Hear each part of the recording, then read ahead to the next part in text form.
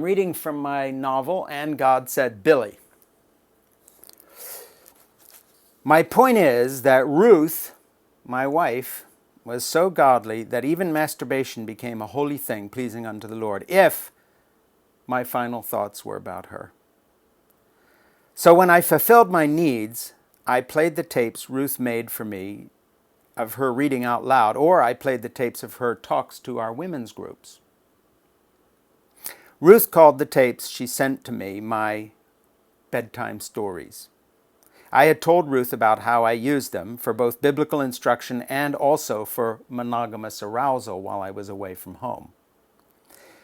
We'd prayed about my needs on the phone, and she said that the Lord gave her peace about what I, quote, had to do, because men have those impulses and you're directing your fulfillment to me, so it is of the Lord.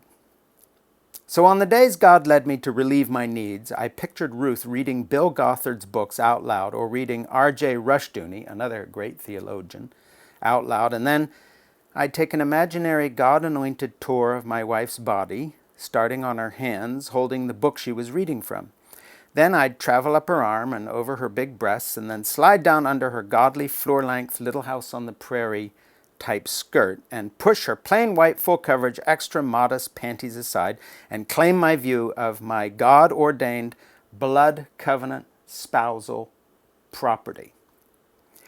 And the words she was reading from R.J. Rushdoony's The Philosophy of Christian Curriculum drove my thoughts of Sadie's miniskirt right out of my mind and helped me slam the door in Satan's face. It got so that if I even heard Ruth say the words R.J. Rushdoony or Bill Gothard, I got an erection. And there were certain read-aloud passages I liked best on the tapes. I liked one of R.J. Rushdoony's passages in particular. Quote, "If humanism can retain control of the schools," Ruth read in her sweet, soft voice, "the logic of education will then create more and more modernism, because modernism is simply humanism in charge of the church. It will turn evangelicals into neo-evangelicals and neo-fundamentalists. It will produce in the supposedly Bible-believing churches a faith having the form of godliness but lacking the power thereof. The recovery of the power of godliness requires a radical break, therefore, with humanism and humanistic education.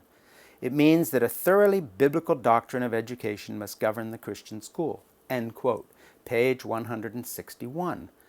Ruth always read out the page numbers, and she read page 161 in her soft, godly voice, and every time she did, I'd ejaculate.